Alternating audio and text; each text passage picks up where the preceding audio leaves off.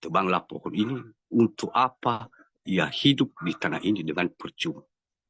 Nah, kalau kita berpikir Bapak Ibu, apa yang dimaksud dengan perkataan perumpamaan Tuhan Yesus itu bahwa sudah 3 tahun aku datang mencari buah pada pohon ini. Kita sebagai pemilih, artinya mungkin setiap kali 6 bulan kita merasa bahwa pohon anggur tersebut lainnya menghasilkan buah. Nah, pasti kita berharap bahwa pasti anggur kita itu juga pasti menghasilkan buah. Karena musim buah. Nah, ketika kita tidak mendapatkan buah, bayangkan kalau 1 kali 6 bulan, dalam 3 tahun berarti artinya ada 6 kali. Terus 6 kali anggur yang lainnya, punya orang lain sudah menghasilkan buah. Sementara punya kita masih belum berbuah. Nah, bayangkan kekecewaan kita. Kalau kita bayangkan, pasti terjadi seperti yang dikatakan oleh Tuhan Yesus, tebang pohon ini percuma. Nah, kalau kita berpikir, kita tahu tadi bahwa pohon anggur itu adalah kita, tubuh kita yang sebenarnya. Nah, begitu pula kita ini. Kita sudah mengerti kebenaran firman Tuhan. Kita sudah melakukan dosa. Artinya, Tuhan Yesus datang ke dunia. Dia menebus kita dari kesalahan. Artinya, itu gambaran dari pohon anggur itu. Kita bersihkan, kita pupuk dia. Kita bersihkan ranting-ranting yang kering dan daun-daun yang kering. Itu artinya yang membuat hubungan kita terputus dengan Tuhan sebelumnya. Tuhan Yesus datang untuk menebus kita sebagai orang berdosa dan kita yang harus dihukum mati, dan dia bersedia menanggung dosa kita. Itu cara membersihkan semua susah payah kita di tanaman tadi dari kecil sampai waktunya sudah beberapa kali menghasilkan buah. Nah, begitu pula kita ini Bapak Ibu.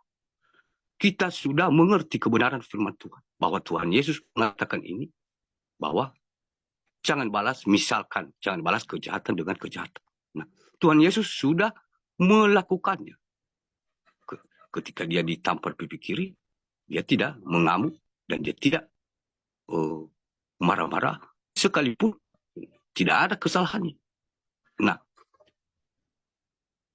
saat ini juga Bapak Ibu, kalau kita bertanya, bagaimana dengan kita?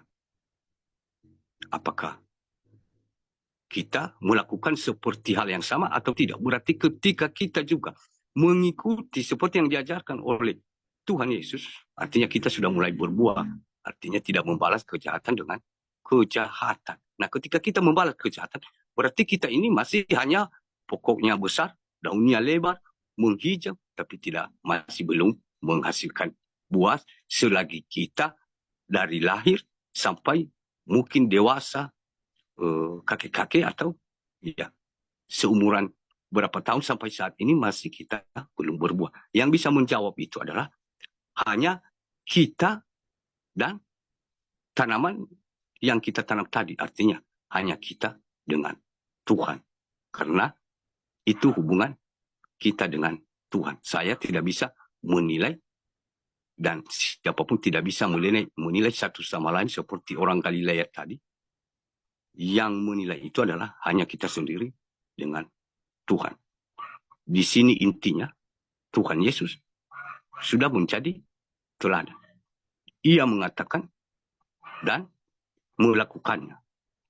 Artinya menghasilkan buah. Itu yang dikatakan oleh pemilik kebun anggur ini supaya dia memiliki buah.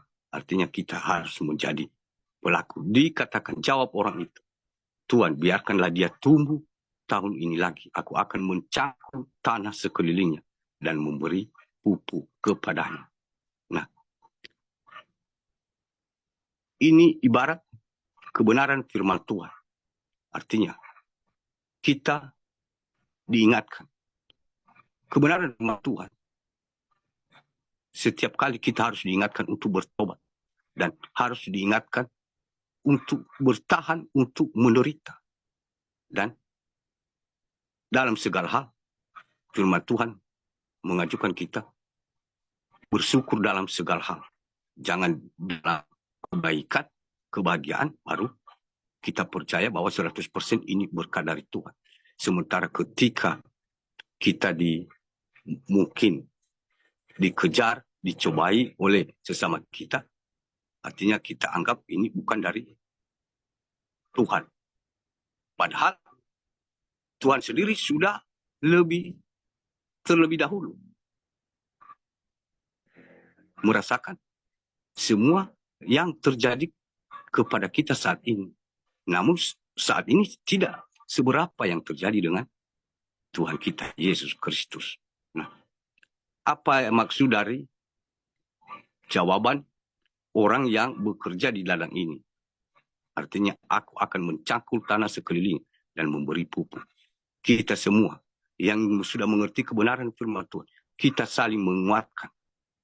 Kita terlebih dahulu menjadi pelaku dan kita menguatkan yang lemah sehingga yang lemah itu bisa kuat kembali, sehingga yang tidak tahu arah tadi harus bagaimana dia bisa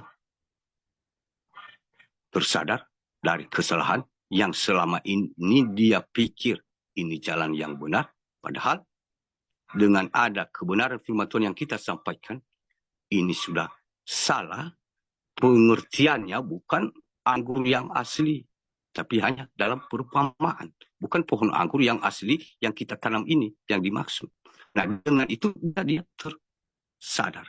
Artinya itu gambaran kalau orang itu menerimanya, artinya kita sedang memupuk, mencangkul. Begitu pula kalau ada orang yang memberi kita nasihat, selagi tidak bertentangan dengan kebenaran, berarti itu cara untuk menyangkul, menyadarkan kita supaya bisa menghidupkan, menghasilkan buah dan menghidupkan kebenaran firman Tuhan itu yang kita katakan, dan bisa dia berkuasa ketika kita mengatakannya.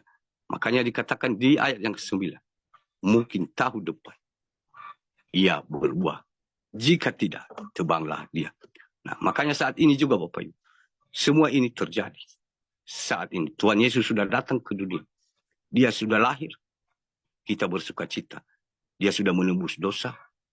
Kita ikut secara manusia jasmani dan secara rohani merasakan bagaimana kesakitan yang dia derita itu. Kalau kita bayangkan, jangankan sampai dipaku. Mungkin tergores dengan duri saja kita ini mungkin sudah minta-minta apa lebih dari teriakan Tuhan Yesus. Padahal Tuhan Yesus sendiri dipaku, semua badannya